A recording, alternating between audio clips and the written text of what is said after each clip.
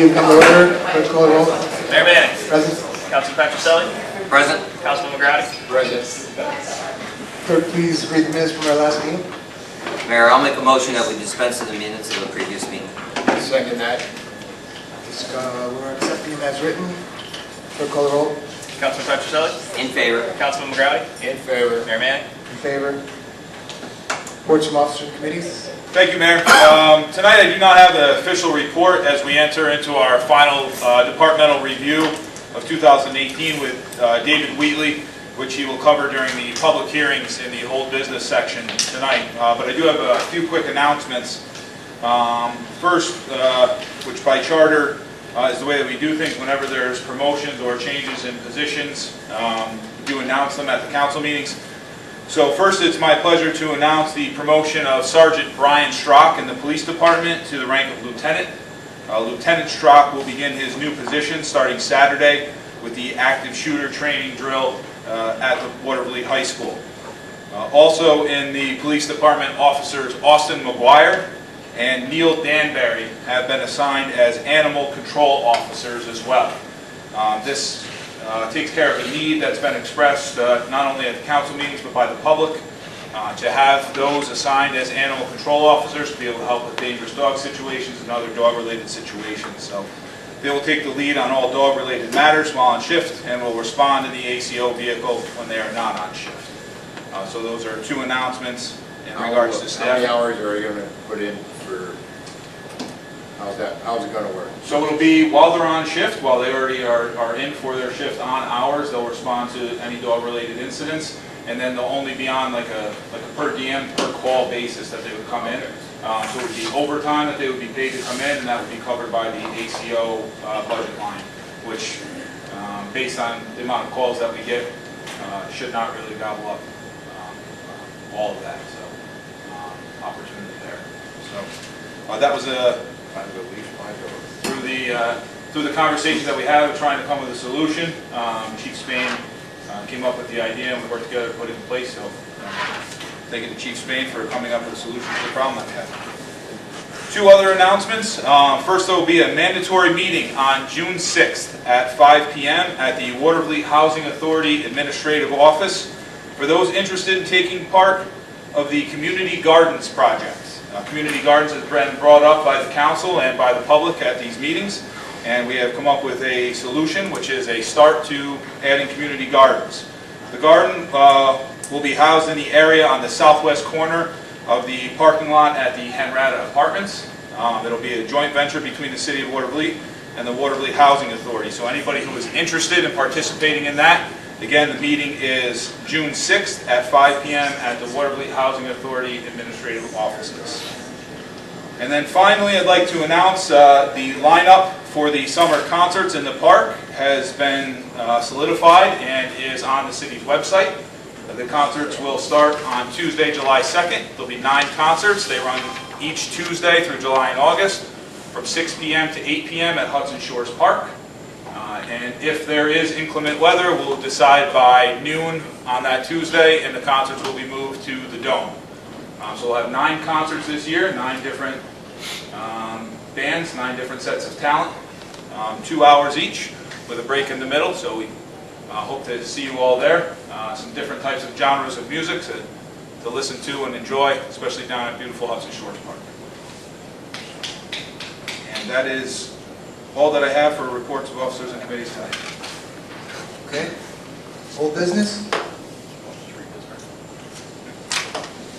In old business, we have public hearing number 1. A public hearing for the purpose of hearing those persons who wish to be heard regarding possible submission of community development block grant applications for the year 2019. Okay. Different than some of the public hearings we have, there's a presentation, and then we can field public input on the presentation afterwards. We're also combining these. The topics are similar enough where this is going to be a report by Dave on what goes on in the Community Renewal Department. So I'll open the public hearing and turn it over to Dave. Thank you, Mayor. So this first meeting is in regards to the applications that we're looking to, tell me again, Scott, is this the Submit for. this is the one we're going to submit for. I apologize for my confusion. Provide information, receive questions from the public in regards to our community development program, and discuss possible applications through the CDBG block grant program through the state of New York.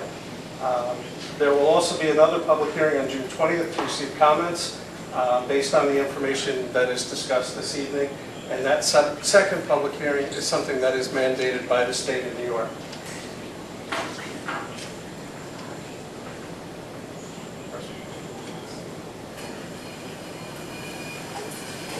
The CDBG grants are submitted through the consolidated funding application round of submissions. The deadline for this is July 26th of this year. This is a program that the governor set forth about 5 years ago and gives out millions of dollars annually. We bid competitively throughout New York State for our grant program. Some of the programs included this year are the micro-enterprise grants. Micro-enterprise is for businesses of 5 people or less, basically startup businesses or smaller businesses which want to expand in the city. Public facility grants, which we just did a public facility grant for this facility where we redid the roof, put in new windows, and did the foyer. Infrastructure grants, which would be our water systems, potentially the filter plant up on 155.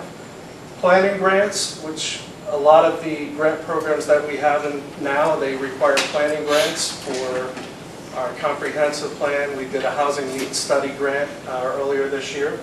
And then New York Main Street grants, which we've done before. We've done a lot of work on 3rd Avenue downtown. Main Street is basically for businesses, for mixed-use properties, to help them redo the facades of their buildings and some interior work if needed.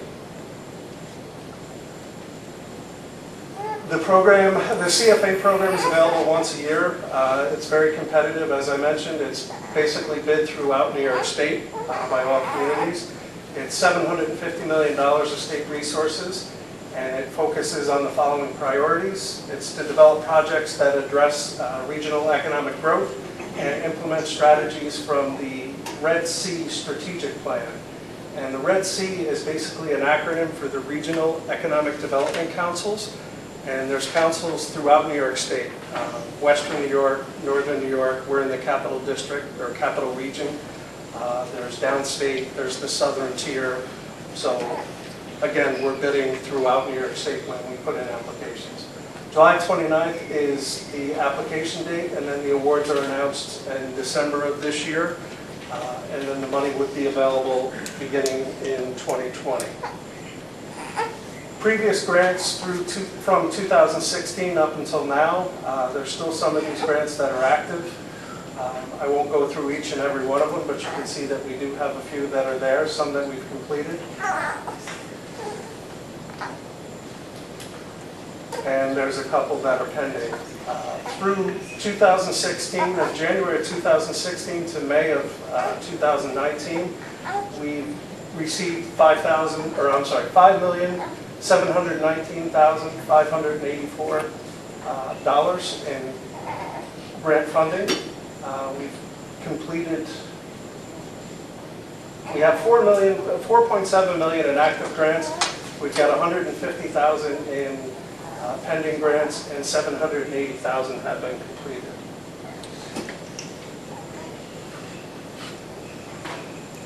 Sorry about that.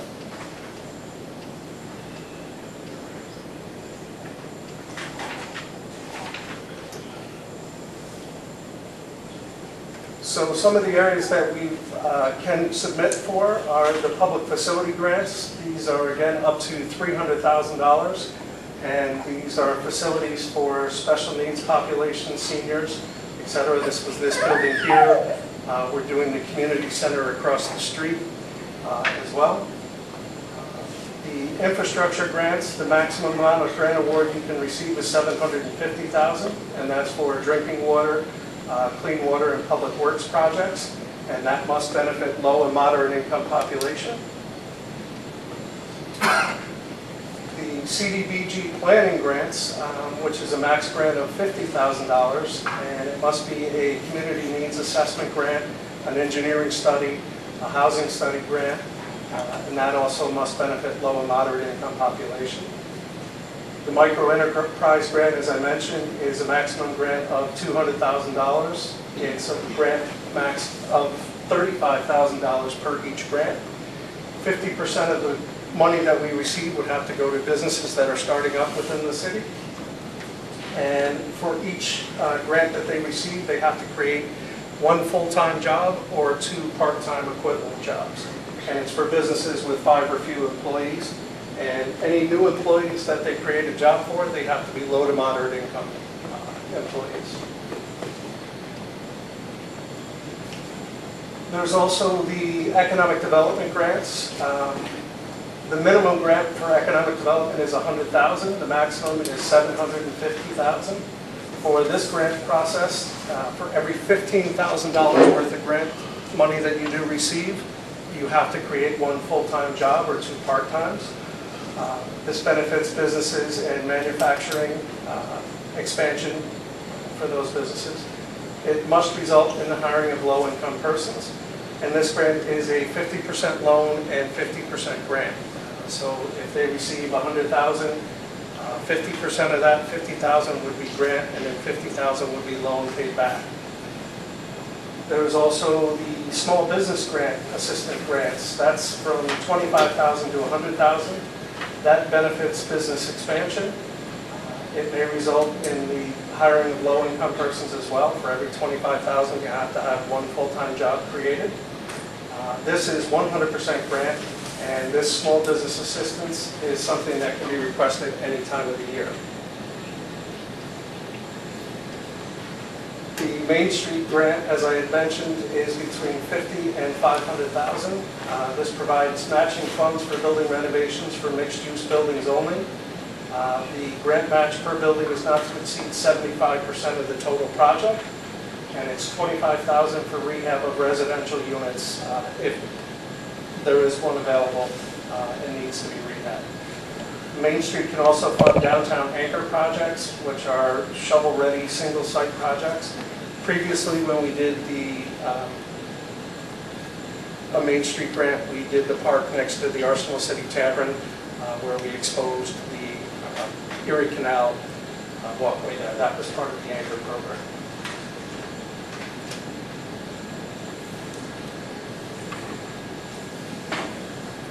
Again, all grants are created, developed, and submitted to the Regional Economic Council and to the Consolidated Funding Application Group for review. They're competitive statewide. We apply July 29th. The award announcement is usually in the first or second week in December by the governor down in Albany. And then if successful, the funding would be available sometime in January. This outreach program urges civic groups, stakeholders, businesses, and the public to identify economic development, infrastructure, and planning needs or other community development activity in our town. Proposals are developed into projects that are potential candidates. Public meetings, public hearings, and in-person visits are means used to obtain this information for this program, and that's all determined by the rules and regulations in New York State. As part of these grant programs, a while back, Governor Cuomo signed Executive Order Number 8, which established ways to expand participation of minority and women-owned businesses in state contracts. Board of Lead is committed to meeting both the governor's priority and its obligation under the Executive Law, Article 15-A, which promotes the meaningful participation of MWBEs in state contracting. So when we have these programs, when we go out to bid for contractors and everything like that, we do have to reach out to and try to attempt to get the most minority and women-owned businesses that we can to participate.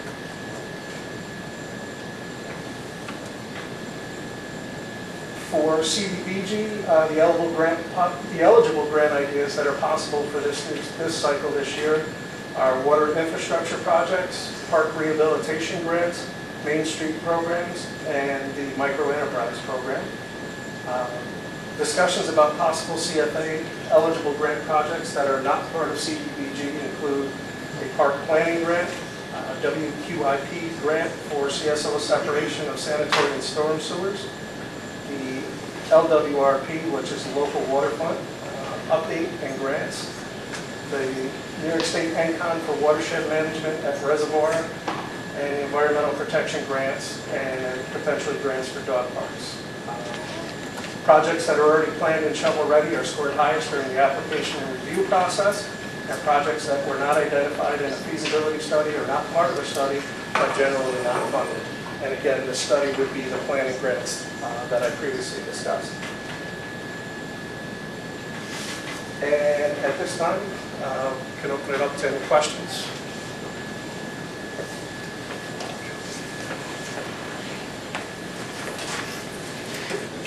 So did it state that we have potential projects that we are actually looking to apply for in July? What's in other words, what's in the hopper that the city now is thinking about proposing? We're looking at the Main Street grant for potentially 19th Street or other areas. We're looking at Micro Enterprise grant. We're looking at the LWRP to update the LWRP program. The WQIP again for the CSO separation, as we've done the last 2 years, but have been denied. In each of those years, we continue to apply for that grant, which is about 60% of the total cost of the CSO separation. We'll discuss that at length. The public infrastructure grant that David had mentioned, we're looking to see if we can fit part of the filter plant renovations that we have through a study that was done.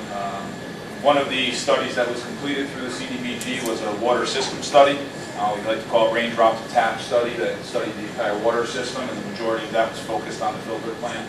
So $750,000 public infrastructure, trying to see if that fits into the filter plant so we can get some work done up there. There's one possible grant for that project. Looking at that. One of the other ones is we're looking at a potential public facilities grant to possibly install an elevator into City Hall to make it ADA compliant. Previously, city halls were not allowed to receive grants through this process, but they are now for ADA compliance and specifically for elevators. So that's new, something that we're looking into as quickly as possible to be able to put in that application for that as well.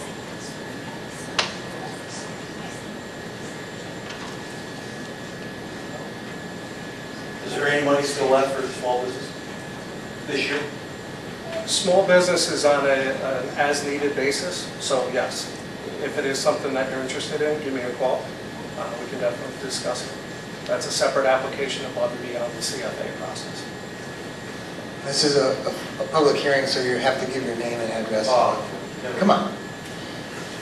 I thought that was a private meeting. There is nobody out here. Oh, I'm sorry. I thought it was just a three. I'm sorry. Excuse me. Well, it's a public hearing, so do you want to be heard? They can talk all they want. No?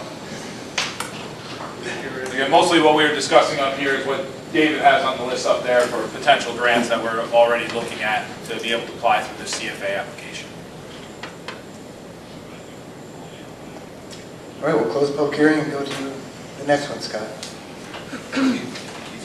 Scott, before we open that. Well, no, I'm done with that, but before we open the second public hearing, go ahead. We'll come back to this. Chairman, is there any way to put a mic up there for him because we can't hear Yep. anything?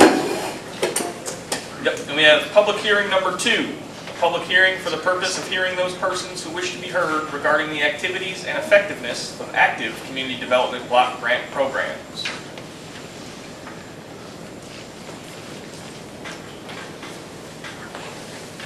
Okay, we'll open this second public hearing and hear the intro, then we'll field any public input.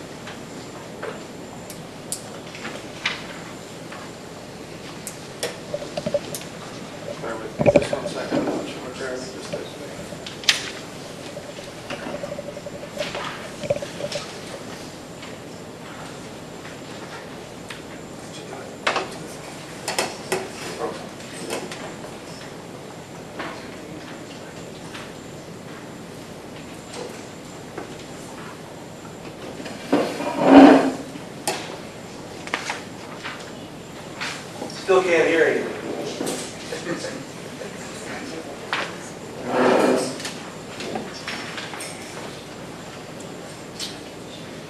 Okay, can you hear me now?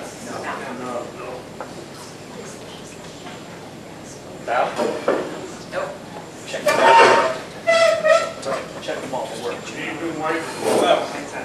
Does this work? Yeah. How about now? That's better. You spoke over. All right. So this second public hearing, this is a little bit quicker. This is in regards to what we have in progress right now and just basically updating the public and the council on where we stand with everything. As I just mentioned. Right now, there's 4 grants in here that we'll discuss. The Community Center Capital Repair Grant, the Senior Center Capital Repair Grant, the Housing Study Grant, and the 2019 Program Income Housing Rehab Program.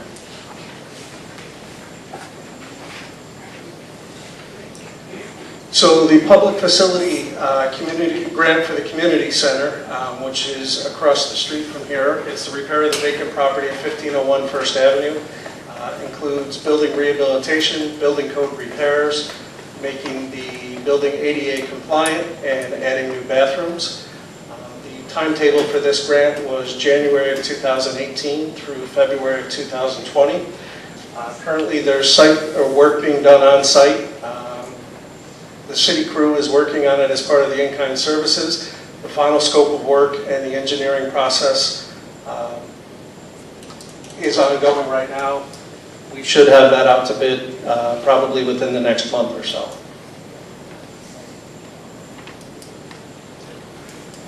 The public facilities grant for the senior center and library roof repair. It was a project using public facility funds to repair the roof, which we, if you've been here, you know that we removed the solar panels, reinstalled them, we reinstalled it, or installed a new roof. All new wiring was done to the solar panels. The lobby and foyer area were redone, new carpeting put down, all new entryway door frames, all new windows in the senior center and in the library as well. This was finished, it's not closed out as of yet, but the deadline was April 2019. There's still paperwork with the state that needs to be filed to close this out.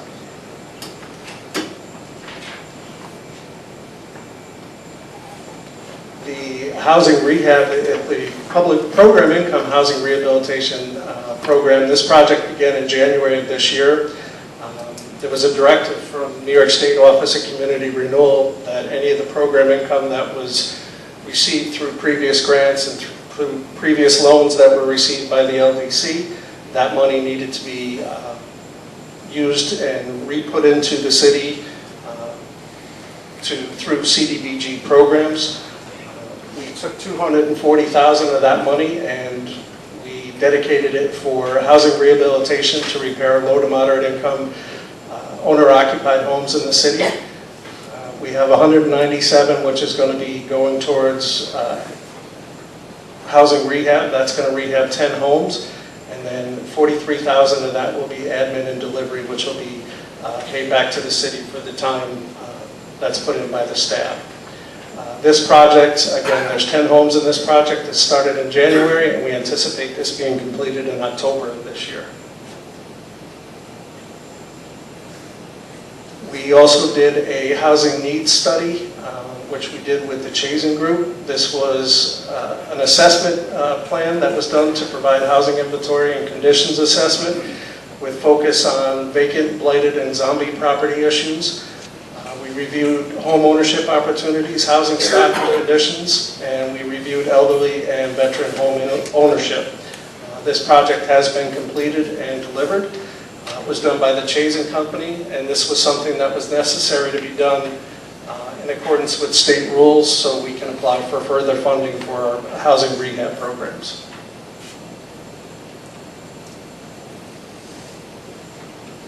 And that's the end of that. there's any questions or comments?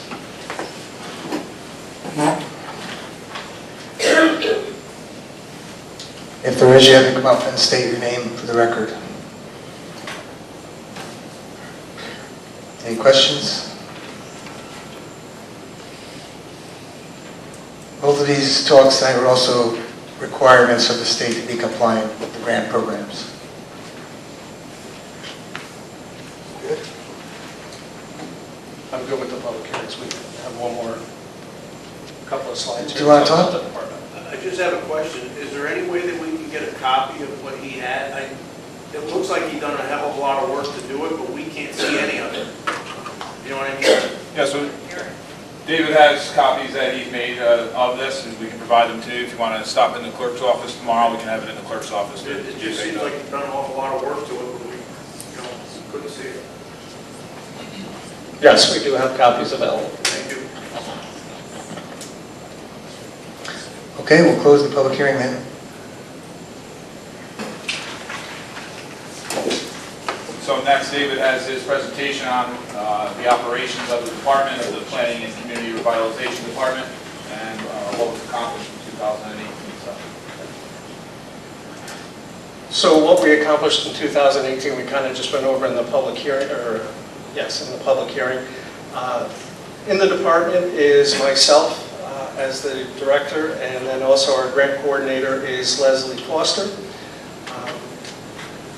The tasks for the department include developing and applying for various grants, as was mentioned in the two previous slideshows. We're responsible for the long-term revitalization strategy and planning for the city in conjunction with Jeremy as the city manager and the council. We also manage and oversee implementation of all grant programs where we receive funding. We create and promote economic development activities, including, as we had already talked about, microenterprise, small business, large economic development projects, and also outreach to existing and potential new business owners for the city.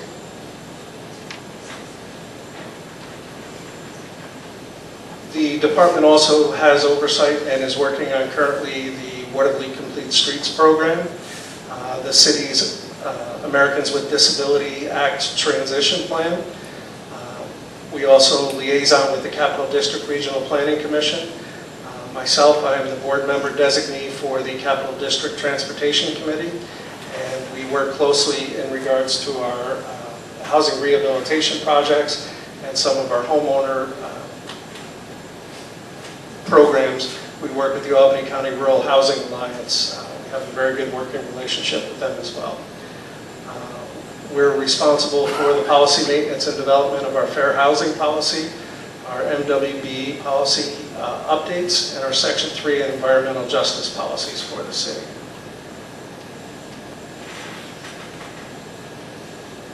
Myself, will be the program manager upcoming for our DRI project, which is our economic development study. Our project manager for our comp plan update program. Administrator and point of contact for our local waterfront revitalization plan, project plan update, and various other duties as assigned. As I mentioned, our staff includes myself and Leslie.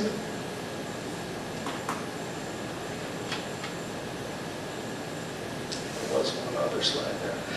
The other duties as assigned, part of that is information technology for the city.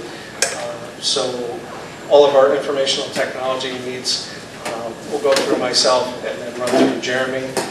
Also work with the police department, the fire department, and any other IT needs that come up within the city. That's all I have. Thank you. Thanks, David. Any questions here? You don't have to come up and give your name if you want to ask these.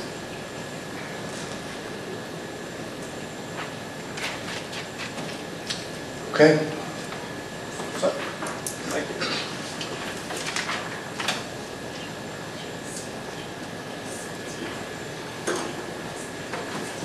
Carry on. So now we're on to new business. We have ordinance number 2002, an an ordinance of the City of Waterville, providing that the code of the City of Waterville, Chapter 260, Vehicle and Traffic, Article 4, Handicap Parking, Section 260-30C, sign locations be amended. Mayor, I'll make a motion that we move on this resolution. I second that. Any discussion? Yes, so I've received a request from one of the applicants for the parking spot at 202 8th Avenue, that be withdrawn, and further consideration given to that address for the next meeting for inclusion into a full handicap spot rather than the handicap access that should be on the agenda now. So having that in mind, really the only one is for 1516 6th Avenue. That would be designated for the ordinance. Mayor, I'll make a Uh, motion to revise that. So we're going to vote on it with that revision. Yeah, so 202 8th Avenue will be deleted. New ordinance will be drafted. It's approved this evening for execution. Okay. That's acceptable to the rest of the council. That's fine with me. Already moved on? Yeah. All right, call the roll. Councilman Petroselli. In favor. Councilman McGrattan. In favor. Mayor Manning. In favor? Up next, we have resolution number 9618. The council of the City of Waterville hereby authorizes and directs Scott O'Reilly, city clerk and clerk to the council, to advertise once in the official newspaper of the city that a public hearing will be held on June 20th, 2019 at 7 p.m. in the J. Leo O'Brien Senior Citizen Center for the purpose of hearing public comments on the City of Waterville's community development needs, and to discuss the possible submission of one or more community development block grant applications for the 2019 program year for housing, economic development, public facilities, public infrastructure, and planning activities, with the principal purpose of benefiting low to moderate income persons. I'd like to make a motion to accept the resolution number 9618 as written. I'll second it. Any discussion? David had just mentioned this, so this will be a second public hearing, kind of going off of what we just did tonight, to receive more comments on submission of grants and give the public a little bit of time to kind of digest all the information they received today and comment once again. Okay, call the roll. Councilman Petroselli. In favor. Councilman McGrattan. In favor. Mayor Manning. In favor? Up next, we have resolution number 9619. The Council of the City of Waterville hereby approves a memorandum of understanding between Capital Roots and the City of Waterville. Mayor, I'll make a motion that we move on this resolution. I second. Discussion? And so as previously announced, Capital Roots, on behalf of the City of Waterville, applied and received a $25,000 grant from TD Bank. The grant is for planting 50 trees throughout the city within certain parks and connecting parks to each other in a green corridor. Capital Roots will administer the grant with assistance from the Tree Committee and DPW during the planting, and this MOU is necessary for the completion of the grant and outlines the tasks for both entities. Are these trees for the residents or for the city? So they're a little bit of both. The majority of the trees are going into specific parks, but I believe there's about 20 of the 50 trees that will be in the public right-of-way area in front of people's homes. The Tree Committee and Capital Roots are now getting in contact with residents along those corridors to see who is interested in it and to be able to place them specifically in there. And also our tree inventory did outline some locations for that as well. Call the roll. Councilman Petroselli. In favor. Councilman McGrattan. In favor. Mayor Manning. In favor? Up next, we have resolution number 9620. The Council of the City of Waterville hereby accepts the proposal from and awards the contract to the Chazen Companies with an office located at 547 River Street in Troy, New York, in the amount of $30,000 for professional planning consulting services to provide the City of Waterville with an update to the Waterville Comprehensive Plan. I'd like to make a motion to accept resolution number 9620 as written. I'll second it. Discussion? So previously, the council approved the advertisement of an RFP to consulting firms for an update to the city's comprehensive plan. We received 2 proposals that were scored by a 4-person committee.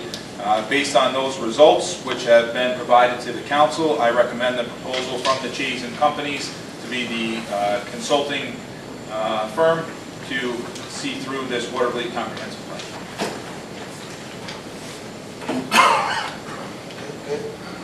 Call the roll, Scott. Councilman Petroselli. In favor. Councilman McGrath. In favor. Mayor Manning. In favor. Mr. Mayor, to the best of my knowledge, that's all we have in new business. Okay. Appropriations and accounting. We have nothing.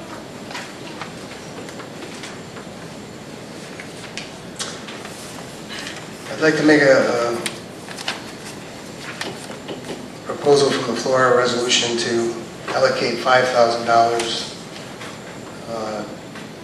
to entertain legal or consulting services to wrap up the 2 big tasks that were done to modernize the code and the charter. We expended funds previously to do those 2 pieces, and the work is almost ready to go for public comment and get that ready. At this time, I don't have someone in mind, but with the short schedules over the summer, I think that's the amount of money that would take to pull that together.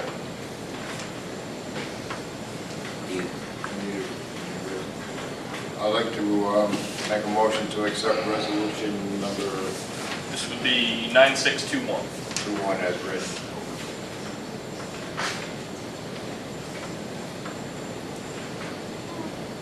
I'll second it. Okay?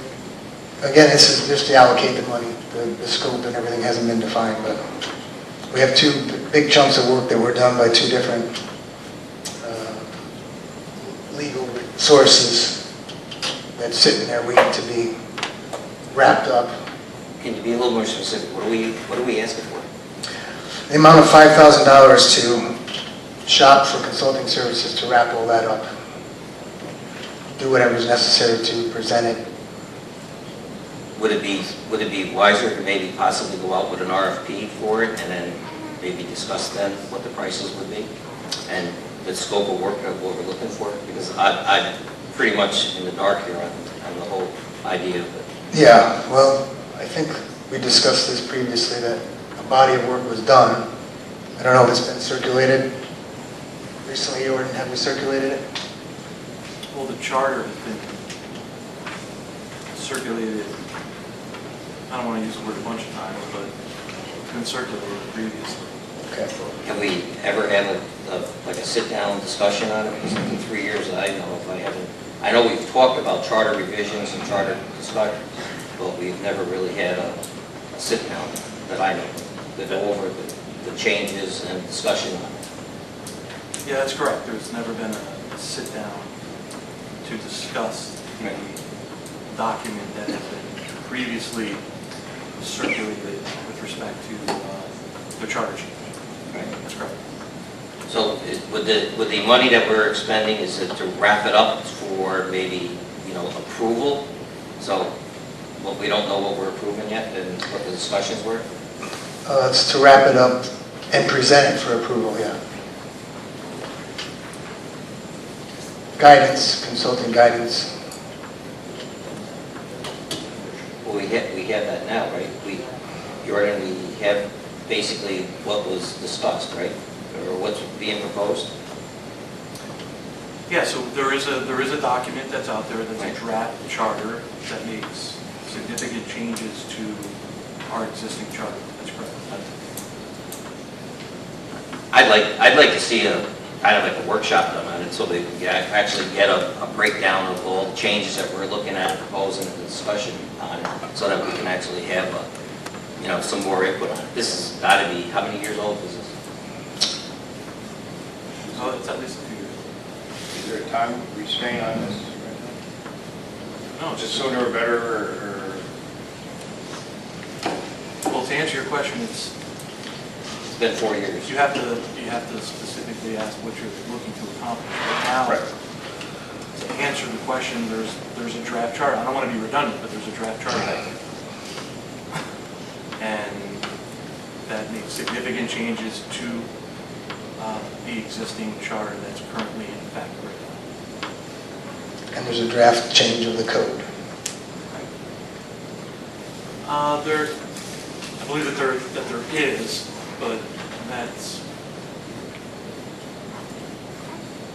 I believe that there is a draft change to the code. I mean, that's something that code section of it, I haven't, placed much attention to, since we have made significant changes to sections of our code through our, normal legislative activities. Right.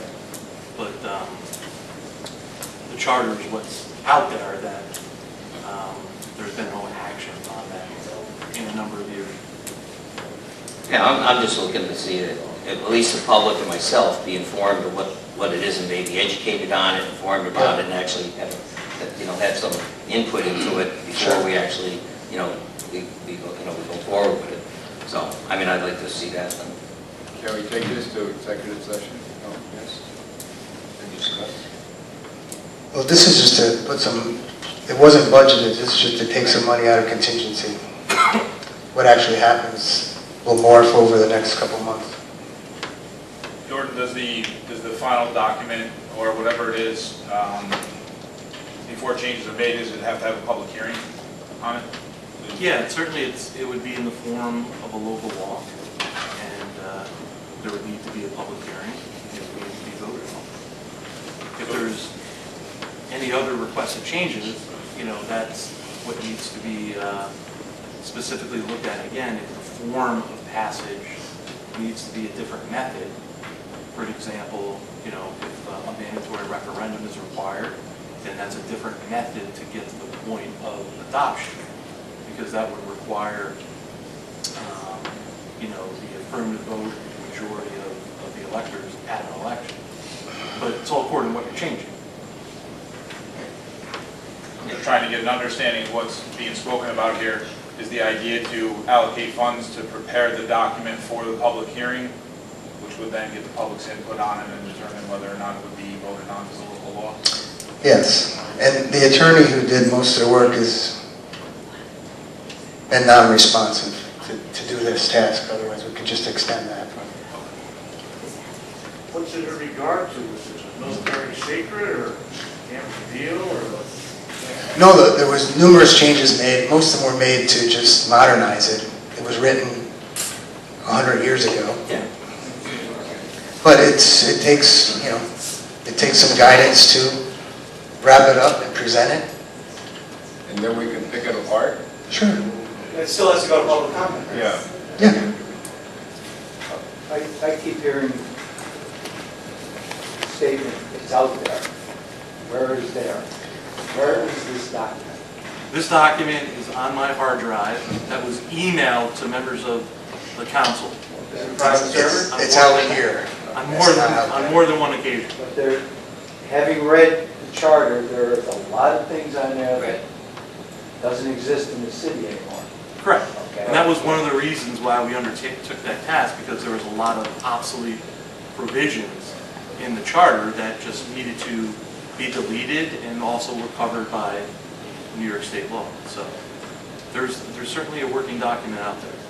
But Jeff, just how is the public going to be able to comment on it? Okay. Well, I think the first point is to get a document that's there, that's ready to be presented. We can certainly distribute that in any fashion that you feel that's appropriate, whether having a workshop, whether providing it at the clerk's office. Provide some facilitation so that we can get it out, get it heard, and take whatever steps are necessary, depending on the changes, whether it needs. There are methods in the law with respect to how to change the charter. And $5,000 will do this? I think it's a good start. We can put it as a not to exceed.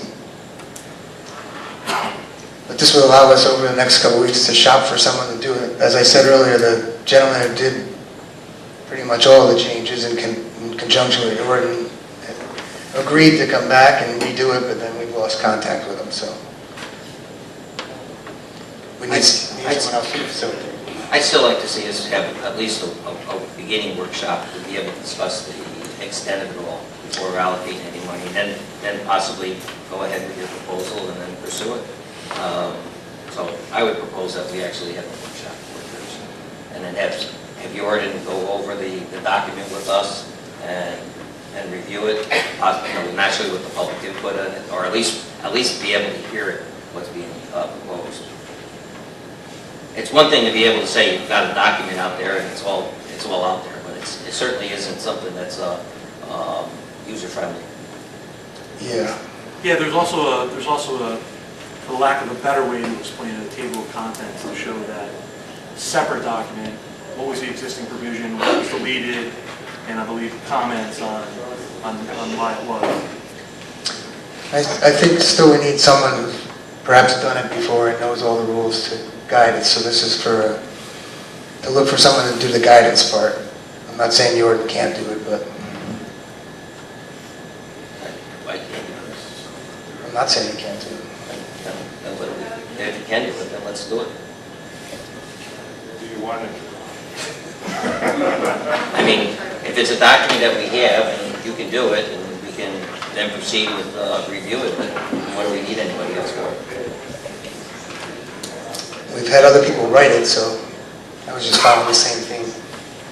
Well, it's all written, is it? A draft, yeah. Is there something you want to put in it or change it? I just want to start the process. A lot of work was done. We spent public money on it. I just want to get it finished.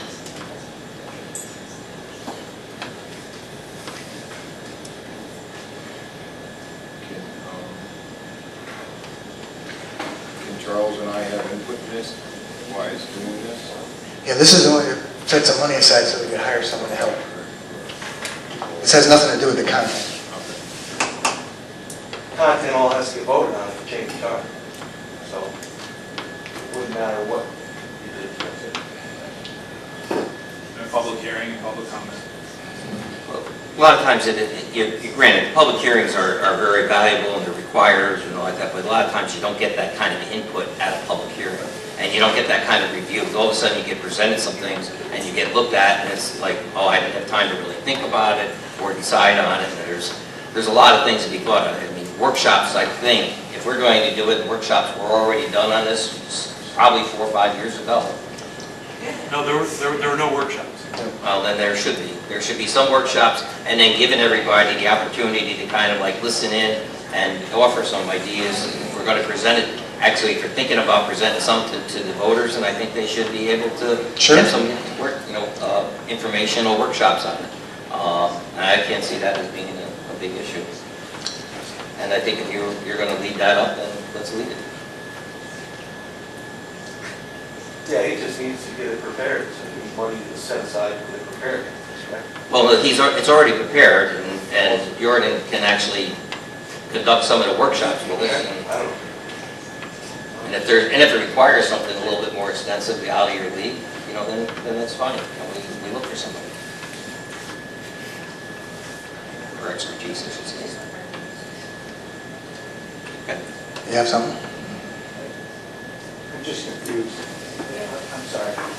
It's written, like in pieces, or is it a valid document? It's not in pieces, it's a draft, complete document.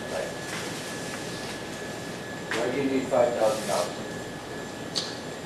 To hire someone to facilitate taking it through the process of what needs to be done. Thank you. That clarifies information. Take his document and move it through the system. Voters have to vote on this change, then he's going to tell us that. If this part can be just changed by this panel, then that's what you're saying. That's a concept, yeah. It's half done, you want to move it forward. It's not yet done. You're saying it's done. Well, kind of. Kind of? What do you know about it? I know, that's what you guys are talking about, that's all I... Then you know more than I do about It it. sounds very confusing to me, I'm just listening to you and listening to him. I just have a problem that this document was written without a committee, or without a workshop or anything like that. So whoever wrote it, except for some parts of it that are outdated, Commissioner, not Commissioner, health inspector that we used to have, or whatever. Yeah. it was. You know, certain things. in The there that- fellow who wrote it isn't available. Right, okay. But changes that have to be made. Now, all of a sudden, changing, which many people have proposed, changing the size of this panel, you know, is that in there? If it isn't? Or is that what's intended to be? Okay? It's not in the draft. Okay, see, and the public, you know, should have an input to that. Sure. But draft should be put together, and if you're gonna have a public hearing, I would like to read it for at least a week or two before the public hearing. Right. Showing up for a public hearing, Scott reading something doesn't, preparation. Okay, No. not your fault. It would have to be prepared and distributed, you know, within a certain amount of time to be read before the public hearing. If it was changing the council, that would pass hands down anyway. Did we pay the guy to do it from beginning to end? The guy that's non-responsive? Was he paid for the entire job? He was paid for his scope, which was to create a draft, yeah. It was basically to modernize the charter. So he did his work according to... Yes. So, again, let's possibly schedule with Jordan a workshop, anybody, however workshops we can have, that we can actually listen to the changes and hear the changes, get the copies of the changes so we can read them and review them. Yeah, this isn't excluding any of that. Do you think we should get outside help or not? Specific to this? In your opinion? Well, I mean, it's all according to whether or not, if there's going to be any further changes to the document, then, you know, it's always a good idea to be in a position where you may need to act on that as far as navigating through whether or not it would require a public referendum or not. But, you know, for the purposes of the document, you know, we have the document. Right. And I think that's what we're looking at. If we're looking at doing something that's going to require different methods or different paths that we have to take, then I think what we're doing is recreating something else and then presenting it. And I don't know if that's the way we should be doing it. We should be actually looking at it and saying and being involved in it and having an open review of it. Right now, we have a document that's basically you're saying is almost ready to be approved. I'm not saying that at all. I'm just saying we have, a lot of work was done. It's close to being put out for scrutiny, and we should have someone guide us through the process so you don't... Well, then why don't we do it like we do our budget hearings? Next meeting, we'll have a 6 o'clock meeting or a 5:30 meeting or something like this, and we'll have a workshop on it. And then we'll bring it all out, all the changes, all the proposed changes, and review it. And then see how we go from there. We can do it once or twice and look at it. I mean, there's no rush. I know we waited 3 years now or 4 years. Yeah. So, I mean, a month or so isn't going to help. Can we put a bid out there to someone to review this? We should be reviewing. Is the question on the process? The question is to get guidance on the process, yeah. So is there someone who knows the process, and then if not? That's the point of this, to set aside some money to get someone who knows the process so you do it efficiently. And there's no one that is already around that knows the process? We've never done this before, no. I was just wondering, I'm pretty sure that what you're looking for the money for is to, like, if we find somebody, to give them a retainer? Yeah.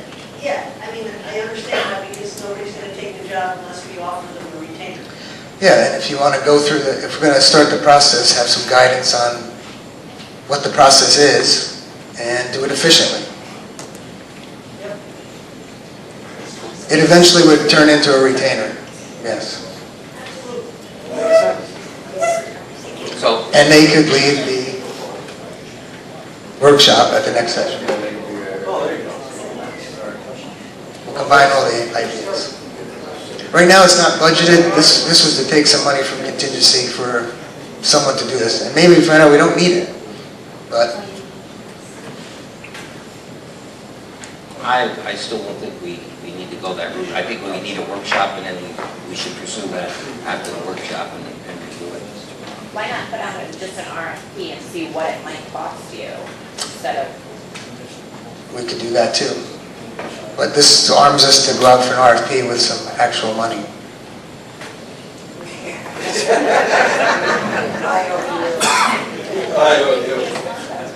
Yeah. So I made a motion to do this resolution. Is there a second? Or we wait?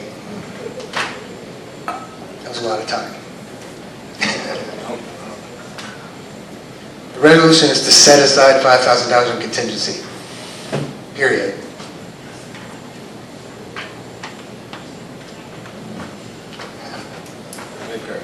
I make a motion to accept. It's a second. Call the roll. Councilman Petroselli. Oppose. Councilman McGrath. In favor. Mayor Manning. In favor. Next session, Scott. So, new business is all done, we have nothing else in appropriations and account. Public comment period? At this, Just to let you know that this weekend we're doing some work on the dome. We're going to be painting I have a work party for the outside of the dome, putting on the primer coat. That would be Saturday. There's also going to be a small work party to paint the bocce courts. That also should be Saturday. And also on Sunday, we're actually have a small work party to help with cutting down those weeds and the fences on the fence line at Reds Fields. Anybody want to show up, that'd be great, 8 o'clock or 9 o'clock in the morning, anything you want. If you don't want to do the work, we love coffee. I also want to thank the volunteers from the Parks Committee that helped out decorate the gazebos, both on the 19th Street one and the one on 3rd Avenue down in Port Schuyler. They did a nice job. They did a good job on that, thank you. We also have, Jeremy, we also talked to you before, we have a proposed donor to purchase a handicap swing for 15th Street Park. We have to probably iron out some of the details, but it's a handicap swing for a person in an actual wheelchair. So it's it's not something that's it's pretty substantial in the sense of it's structured. I wanted to bring up, I know we talked about this, the cleanup. I'm concerned about the number of vacant properties that are, let's say, not cleaned up yet. And I know you told me that you're having summer help work on them. They're in pretty bad shape. Some of them, the sidewalks in areas are impassable. Some of the grass is way over 1.5 feet tall, and really it's something that we're kind of behind on. So I know you got right down here by the bridge. On the north side of the bridge is pretty bad. That grass has got to be over 1 foot. You got Papa's Pizza over here, that's pretty bad. It's in the forefront of a lot of areas. There's about 27 properties down there. Yeah. Okay. No, that's good. That's one of the things. I know I brought up last year, and I think I even brought it up the year before about a pool schedule, hourly count. I just like to see what our usage is on the hours of the pool. It seems to be when they change shifts or something like that, make a physical count of those in the pool or whatever, and let go from there. At least it gives it justifies the park operations and pool operations and what the demand is. Give me a little idea what it is. I know you always look at it for the Civic Center, that's always crowded, but then what is the rate from there? I'd also like to announce that we have we're working on that banner website for the veterans, and it'll be up and running soon. It's a website that will have all the banners, pretty similar to what the Troy has, but it's going to highlight the person on the banner, their description of what they did while they were in the military service, the location of the banner, and a number of other things. And one of the added things we're going to be doing is adding like videos that we've had. We have videos of Mr. Aleko, Val Monopar, Frank Nuzzel, all World War II veterans. That'll all be on that website. And the other item that I'd like to bring up is the possibility, and might as well ask right now so that we can discuss it, is I know how difficult it is to take the banners, put the banners up, put the brackets up, put the banner back up. If we take the banner off, leave the brackets up. It just doesn't seem to make sense to take those brackets down and put them back up every year, the amount of time that it takes. At least it's got to be faster than that. The other thing that I'd like to ask about is that, again, I'm concerned about that house on 21st Street. That's the height requirement, and I still feel that it should be looked at in maybe at least in a professional manner, somehow or another, some survey be done on it, just to verify the fact that it does meet the specs that are called for in our housing code. And I know I'm not sure what that amount will be, but it can't be more than a few hundred. It can't be over a couple $100 or more. But the question on it is, if we do it for that one, do we need to do it for every new build of the building? So that's I don't think it needs to be done. I think this is questionable as a height. I don't think anything meets the norm, that type of, if you put up a two-family house and it's a normal two-family house, I don't think you have that. I think this kind of like is looking at it and saying, it's questionable. And somebody doesn't have a ruler to say, oh, that certainly it's right. I think it's kind of different than having a 4-story building versus a two-family house. I'll research the liability on it. If we're not at risk of liability, then we can order for a survey. I think it's just something for us to look at and verify for ourselves. I don't think it has anything to do with them. We're just verifying and checking. And that also brings up the issue of the First Avenue along the Arsenal City. That is also concerns me, how the road was paved right up to the deck, and how that decking and whether or not the setbacks are how they were handled. And I think you made reference to the fact that it was submitted and it could have been wrong. That the submissions were wrong. If we're taking the word of just a submission and not verifying it, by an actual survey, it could put us in a certain predicament. I didn't say that was wrong. I said it was approved by the zoning board of appeals to have it placed there. Okay. It was not approved by the building inspector originally, went to zoning board of appeals, and the zoning board approved it. So it's then out of the hands of management to be able to change that. I don't know if the current zoning board would approve it, but I'm just worried about the liability. I mean, the liability of if we own that right up to that one spot, and something happens to that spot, somebody gets hurt while on that deck, the road being so close, to me would that put us in certain kind of liability? I mean, it would be different if I knew that they were 20 feet out or that wasn't even our property, but it seemed obvious that if we were doing that roadway there, that it might have been our property.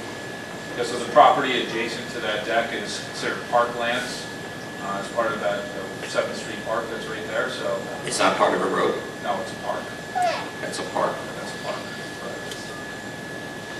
So the the park abuts the road Arsenal City Tavern. The road dead ended at the VFW? Correct, yes. That's an alleyway, that ended at the alleyway, I think. Really? It actually dead ended before 8th Street, based on the tax map.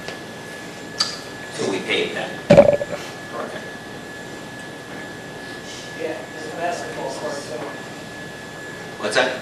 It was where the basketball court got paid, right? Yep. Okay. And do we have a sewer cleaning schedule yet? With flushing right now, sewer cleaning will take place after the flushing. And what's that going to consist of? We'll have a back truck that we either get from Cohoes or from the Albany County Sewer District. They loan us a person to drive it. We put 2 staff with it to remove the catch basins, suck them out, clean them out. In the meantime, if we don't get, no, the county backed out on us at the last minute. Okay, so we haven't done it in how many years? It's been 2 years now. 2 years. So if we cannot procure a back truck, we'll go back to the old school way of removing the catch basins and shoveling them. There is also a grant available for the purchase of the back truck that we're looking at as well. So that might be another grant. Would it have a lift on it if it was Anderson? I don't think so. Maybe it'll blow you up. Mayor don't know. Okay. Scott, take it away. At this time, the council has authorized the public comment period. If you wish to address the council, you must step forward, state your name and address for the record, and you will have 2 minutes to address the council on any matters you wish. At the end of your comment, the council may reply or choose to reply at a later date, if they so choose.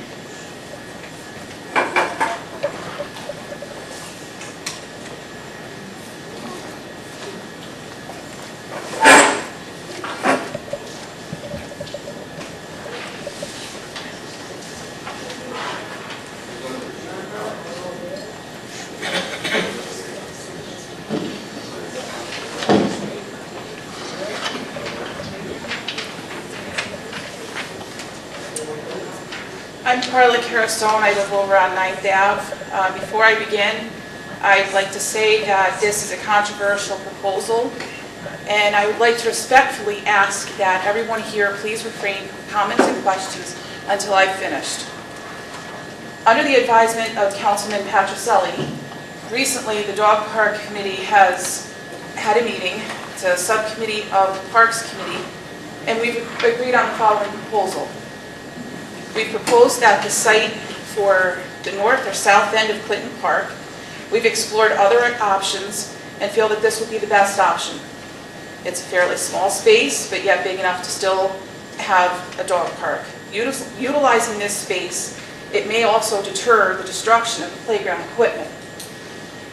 The proposal of the dog park, purpose of the dog park is to provide a safe place for residents to let their dogs run free, off the leash in a contained area, as well as letting them socialize with other dogs.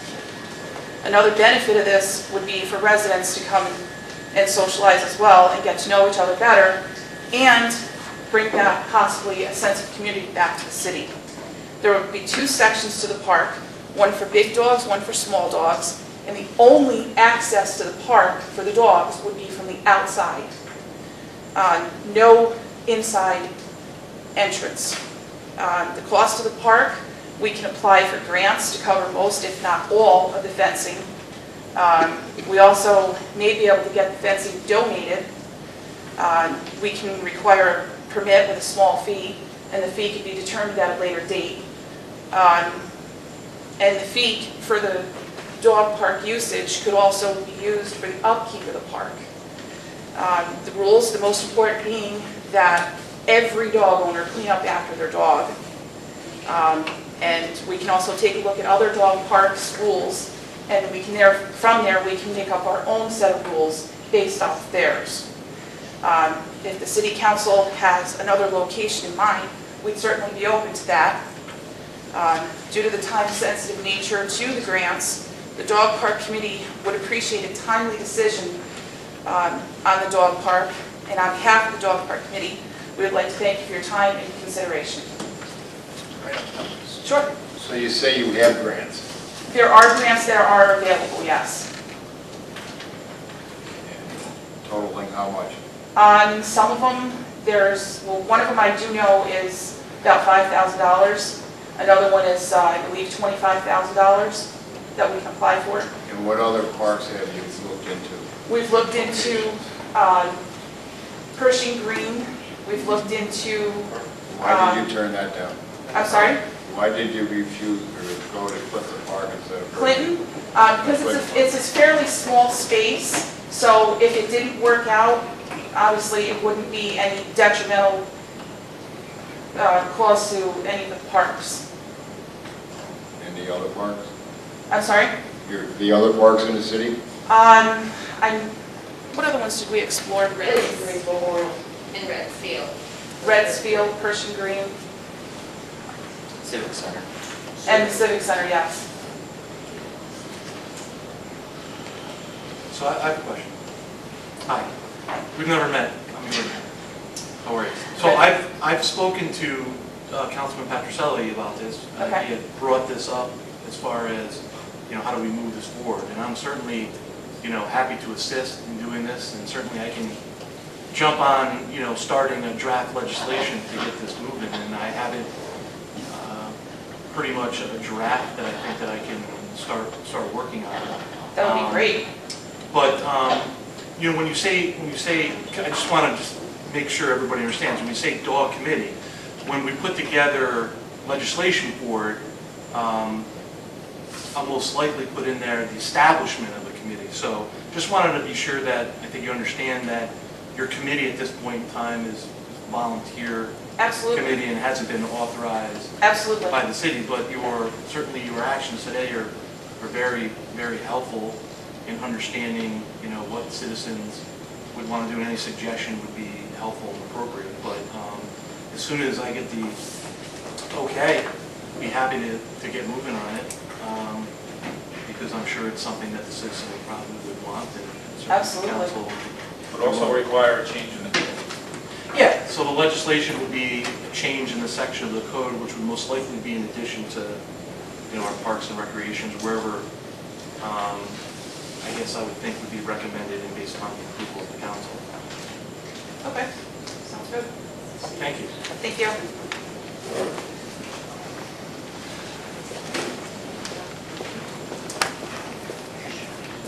Hi, I'm Gail Wood, 806 19th Street, and this proposed dog park in the north end of Clinton is adjacent to my property. Oh, can you hear me? Okay. My gate from my yard would be right into the north end of the dog park. I'm not against a dog park. I have a dog. A lot of people know my dog. Frankie runs all over the neighborhood with me. But nobody has considered, have you been to dog parks? I have. The ground, how we're going to do the groundwork there, that's a concern. Drainage. When it rains, all the poop, and people don't clean the dog poop. They don't even clean it off the street. That's another concern. I'm not against it. I just have some concerns before we move ahead on this. There's some questions. And what about the legality? That gate, I bought that house 15 years ago. That gate's been there from 1960. You know, it's right there. How does that block my access to the park? And I use that park. My grandkids use it. Chris knows that. I use the park all the time. So that stops me from getting into the park.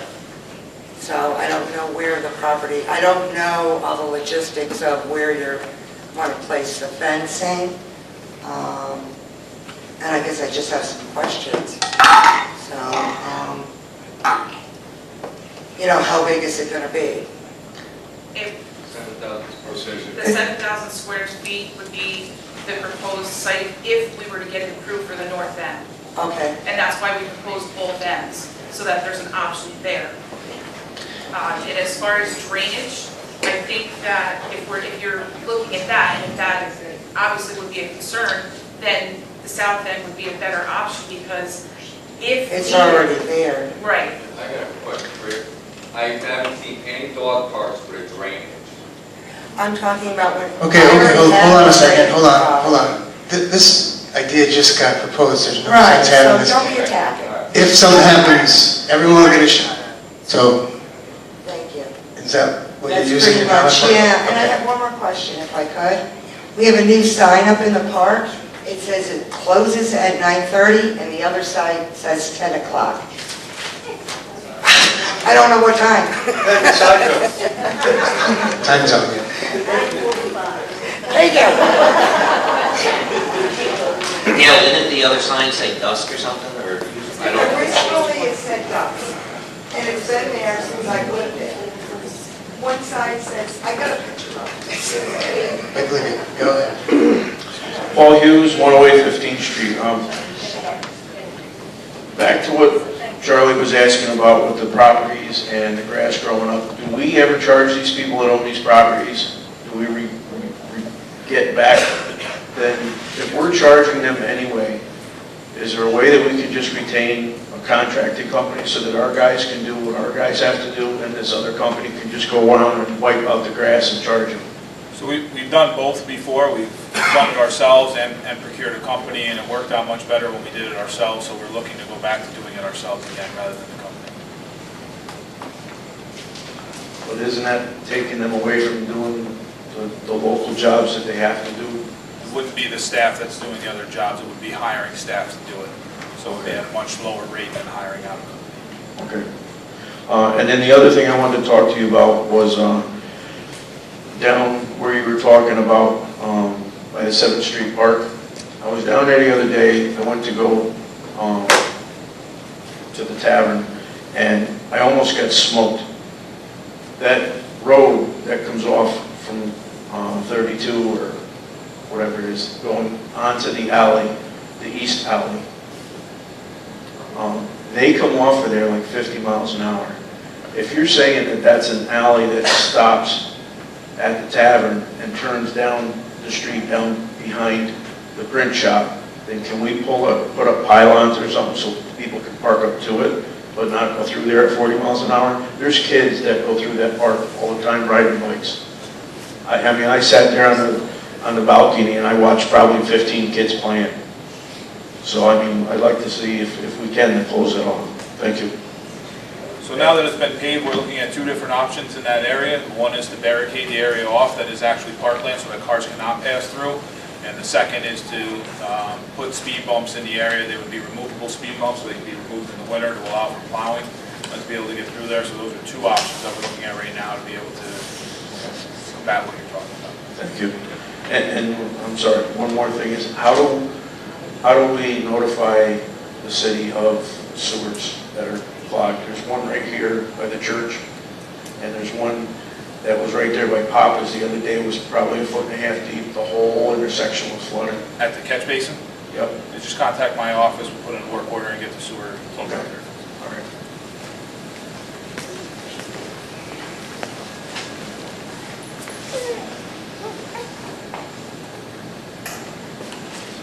Paul Human, 1500 12th Avenue, Waterloo. Animal control. Does he do skunks, rabbits? Well, I mean, in the past, they just did dogs. I mean, people have skunks, they don't know what to do with them. Is this man capable of doing that? Is that part of his fatigue? It is not. It is not. Strictly a dog man. Correct. What do we do if we get a skunk? No problem. Shoot him? Call skunk man. I got the number for you. That's a good answer, good answer. Okay, let me go on. I'd like to compliment Empire Paving. I think they did a great job. Especially like the way they rolled the seams. The operator was very proficient, knew what he was doing. The only complaint I have, I'm very, very disappointed on raising the manholes. Now, when you prepare a contract for paving, who prepares it? Is it done in-house? Is it done by a contractor? Or is it done professionally? In-house. In-house. Okay. Well, if it's done in-house, part of the contract should be that the manholes are raised by the contractor, not the city. You assign a man to overlook the project to raise manholes. The man can't do everything. He can't be all over.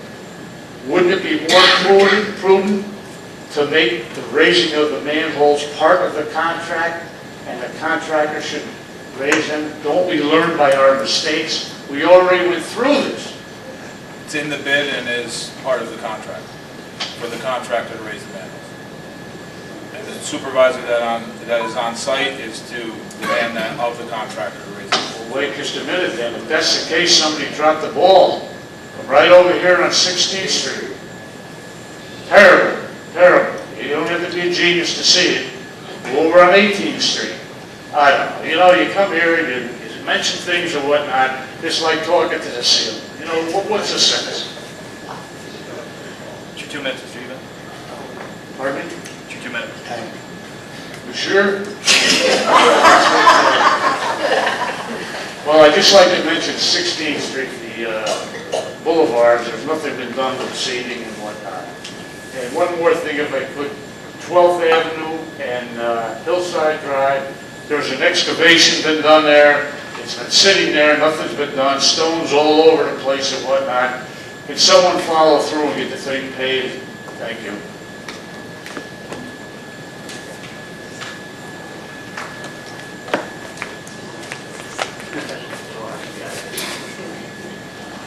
Amanda Kavanaugh, I live on 24th Street. I am a member of the city school board as well as the PTA. I have a 9-year-old that goes to school over at the elementary school. Previously, I brought up to the school district about getting safety lights put in over by the elementary school, and they advised that it was something that the city needed to take care of, and so I wanted to start talking about the idea of getting lights put in like a flashing solar light. I know the chief has looked into what might be best over there previously, but I'd really like to get the ball rolling on getting some safety lights over there as cars are continuously flying through the stop sign. There's constantly issues over there in both the morning and the afternoon. So I'm just proposing the beginning of a discussion about what we can do to make it safer over by the elementary school. You could get in touch with me and we could discuss a little bit more about where you're talking about, what type of lighting you're talking about. Absolutely. Thank you.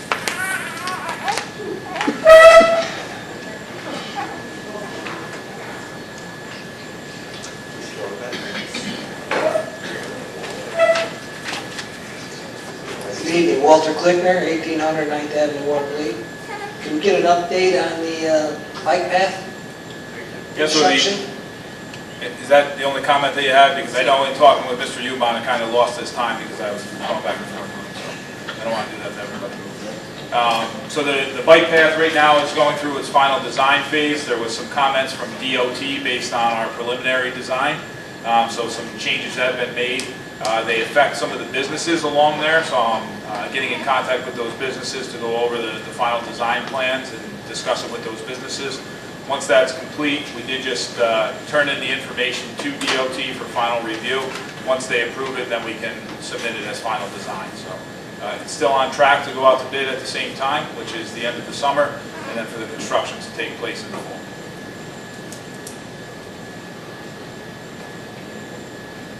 Jeremy, did we already start that project by taking all those trees down? Or was that for something totally different? I mean, so for part of the project, some trees needed to be removed to make room for the bike path, but those trees had to come down at a certain time of year. They're not allowed to be taken down between April and October, so you have to take them down between November and March.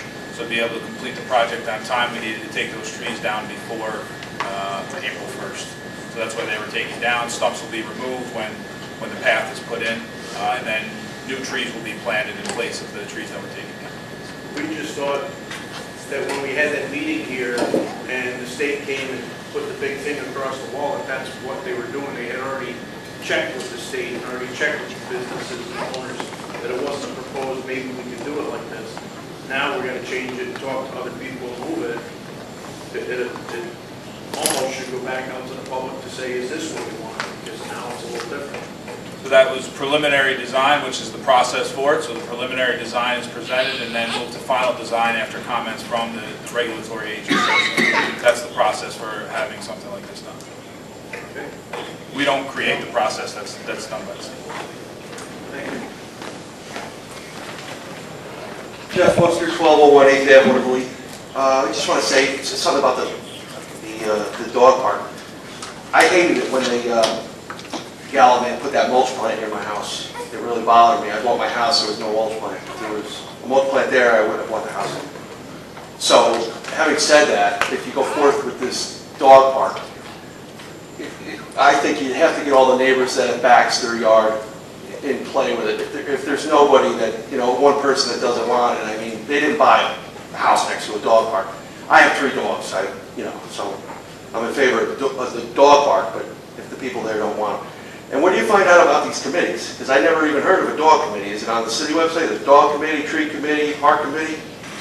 These just keep popping up? How do we find out about all these committees? Are they on the city website or? There was information on Facebook that kind of people were asking about it. Is that the Facebook committee? How do we find out about these committees that are in the? I just don't know. It's the first I heard of a dog committee. I love dogs. I got 3 dogs. Yeah, go ahead. Are you a dog committee guy? Really? No. I don't know. I don't know who's in the committee. So we had the community committee that was for revitalizing the parks, and under that we put out feelers to the city to ask a lot of different people, what else would you like to see in the city parks? Would you like to see more swings? Would you like to see more slides? How would you like to see it developed? And out of that, I would have to say probably 60 to 70% of the comments that we had were we want a dog park. So under that committee that we had, we devised a small subcommittee to try to work on just developing, the paperwork to at least get that going. It's not a committee under the advisement of the council. It's a committee of people from Waterville that want to see things get done by the council. So we developed the paperwork, I was just answering your 2 minutes. If you don't want to know, I can say. No, I'm listening to you. I just told them I still want to speak. I was wondering about the committee, on how people join it, because it's the first I'm hearing about it. So if there's a dog committee, there'd probably be other people that wanted to join it. You used to come to our first committee meeting, That's in the beginning. and then you stopped coming, so that's why. It got taken over. Comment period. Addressing the council. Do you have something for us? Oh, I'm sorry. So anyway, that's what I was looking to find out, about the different committees. That's all. This is a volunteer committee. Some of the members are here. Look them up after. Okay, thank you. 2 minutes. Thanks, Paul.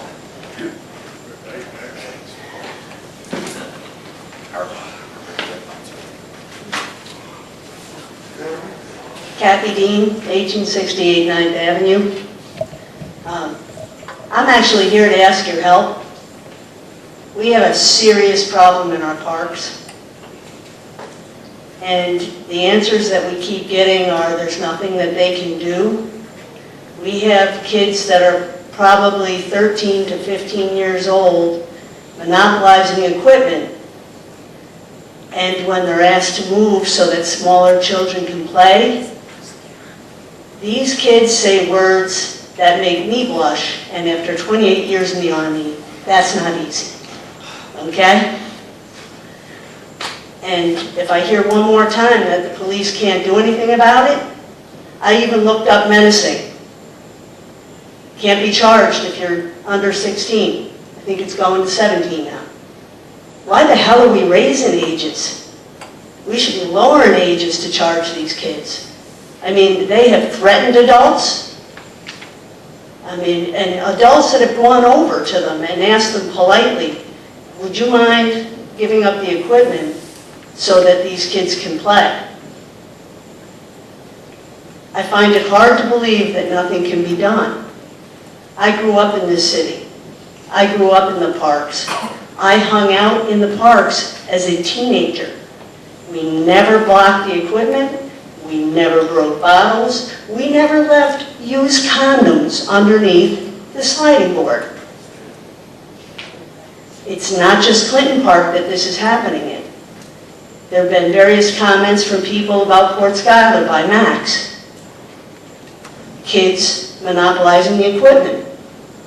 Maybe we need to put something into the revised charter saying that anybody above the age of 13 can be charged.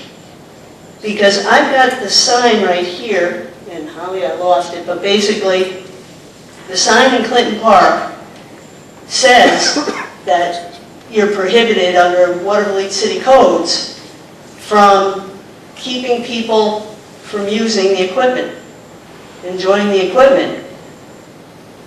Who's enforcing that? Chief, I know you're just about done, but who's enforcing? If we've got a code on the books, why are we not enforcing it? The problem that you have is the code constitutes a violation.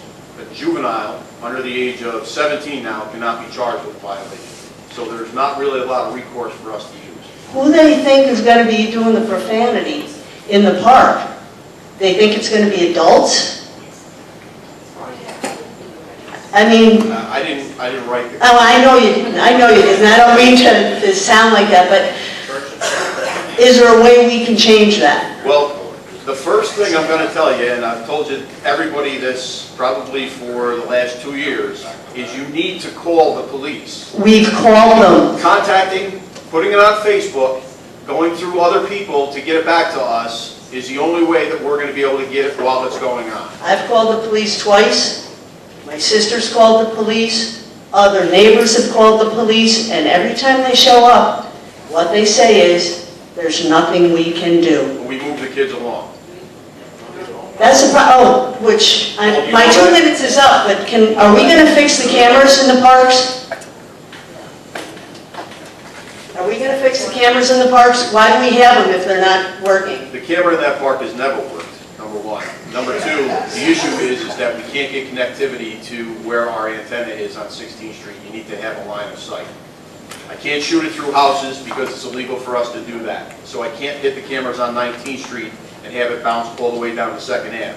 The only other way I can do it is shoot it at the antenna that's on Hamrata, and I don't have a line of sight. That's why it never worked. Okay, I just would appreciate if there's anything we can do, and Scott, if I come up here again, I owe you a minute. Give it to Mr. Eubank. Oh yeah, Holly, you might want your phone.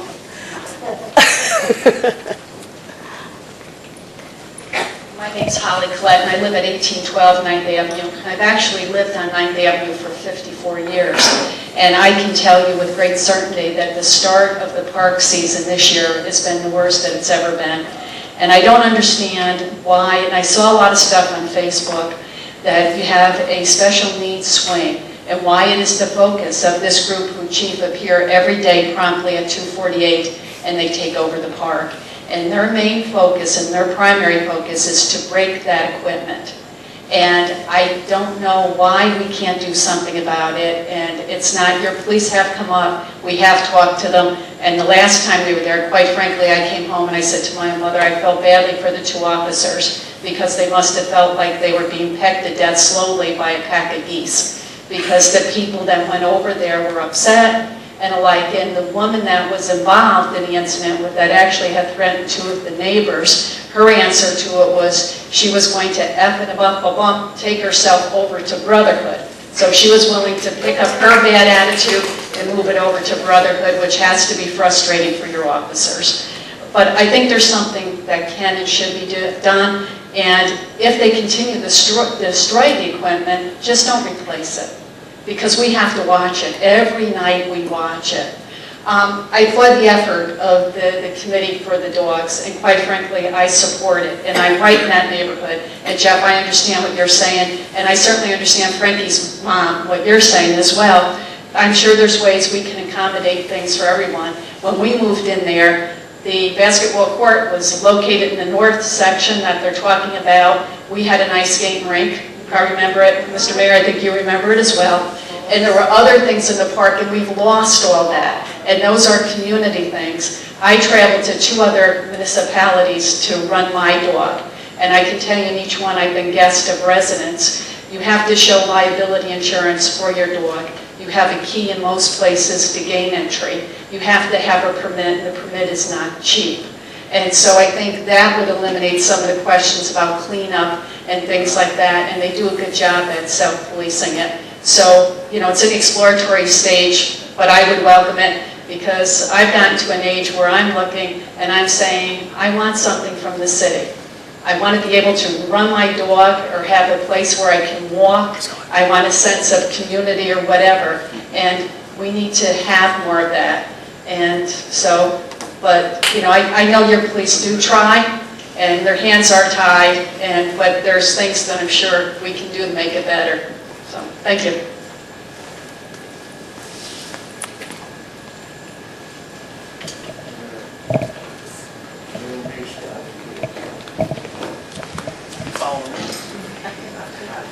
Peggy Germano, 1124 7th Avenue, and I don't have any questions about the parks. I would just like to have an update, Jeremy, on the reservoir, cleaning the reservoir. And I also, I'm wondering if the first grant that you discussed, could money from that be used to clean the reservoir? I couldn't catch everything that was being said, but it sounded like you did say water systems. And, so that's my question. So we've, the final phase of our EFC grant that we've received deals with water distribution and our pre-treatment of the water. So 4 water mixers or agitators were added out at the reservoir, which will help to control the algae as well as the fly attacking me up here. I think Mr. Eubank sent it after me. So those 4 are out there. It also helps with the water chestnut growth to keep that down and help with the pre-treatment of the water. So that's taking place, as well as the service reservoir. We've had one place there. So that's all pre-treatment stuff to be happening there. As far as grants go, we have applied for grants. We applied for 2 grants this year for out at the reservoir. We applied for an invasive species remediation grant. We were turned down for that grant. I think they were focusing on smaller bodies of water that could be, the invasives could be eliminated with the amount of money that was available. Ours is not. Ours is a 5-year program that was adopted by the council to be able to do that. So that program was adopted, and so we're getting to beginning stages to move forward with that. The second one is a drinking water source protection program. We haven't yet heard about that yet, heard back on it. David had it up on his thing. That's one of the pending grants, so we're waiting to hear on that. So those 2 grants have been applied for. They're not part of the CFA process. They're outside of that, but we've applied for pretty much every grant that we can for out at the reservoir for that. The other grants we were talking about when you couldn't hear me was for the filter plant, to do upgrades to our 100-year-old filter plant. What's going on with the water justice? What's going on with them? Yeah. Are we aggressive? As far as removing of the water chestnuts, we have the program, so we're going out to see if we can contract with somebody to be able to get out there. But we're on hold right now because of the assessment issue that we have. We're not sure that we'll have the money to be able to react to that until we know what's going on with this. Any news on the assessment? We've filed a... Nothing's come back yet. The report of assessment review wasn't able to answer it, so I expect it to be contacted. I remember years ago, we used to cut our own water chestnuts. You just cut the tops off and they grow back. We hit the boat, the airboat, And cut the tops off. put it in the bottom, don't you? That's not what the boat did, no. No.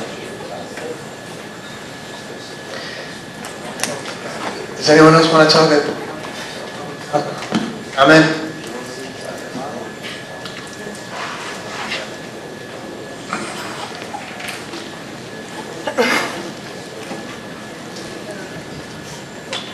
My name is Mike Riccatelli. I lived in Warmlead all my life. And I got a question about water taxes. What is the purpose for raising water taxes? Could you give me a reason why? Let me explain something to you.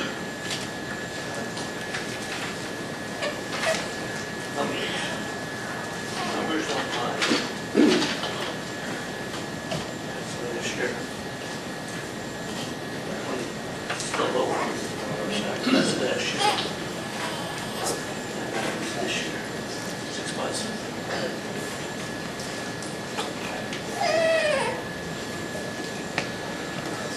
Now, the taxes run up about $139 in 6 months. I paid $440 for 18. This year's going to cost me $800 or $800.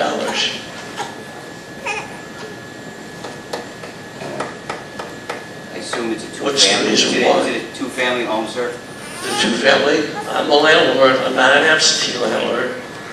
And I've you been there all my life. So you, because you do live there, you had the council pass new rates as far as if the home is occupied by the owner and yet not renting the second unit, they can get the unit reduced by a half only now. It used to be a full reduction. Now it's only 1/2. So you're charging me half for the second, and that does not make any sense because there's no one living there. You put your hands up, you put your hands up. The council passed it, and it doesn't just explain what the rate is. And why weren't the people notified after? There was public hearing. We had several meetings. Pardon me? It was discussed at several times. Discussed several times. That was discussed several times. Yes, at least 3 public hearings on it. Because we had input, changed it, input, changed it. I guess that's why there's not too many landlords here. There was quite a few landlords here.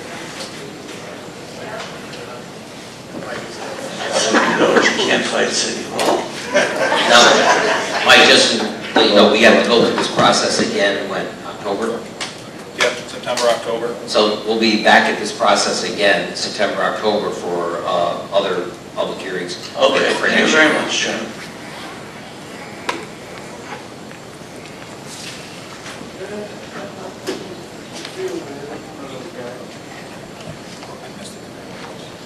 Does anyone else wish to speak tonight? Don, you got anything? All right. We'll close the public comment period Appreciate it, so and I'll make a motion that we enter into executive session.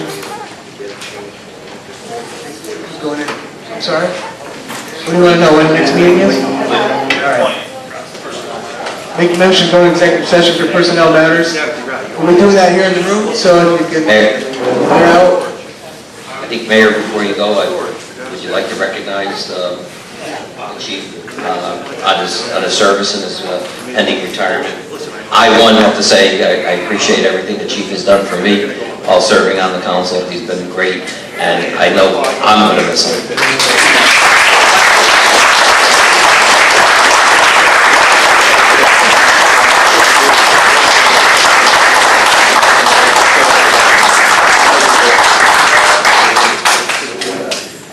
Speech.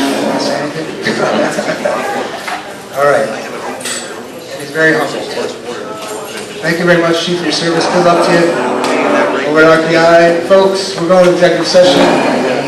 You can help us out. Move to the outside. See you in a couple weeks.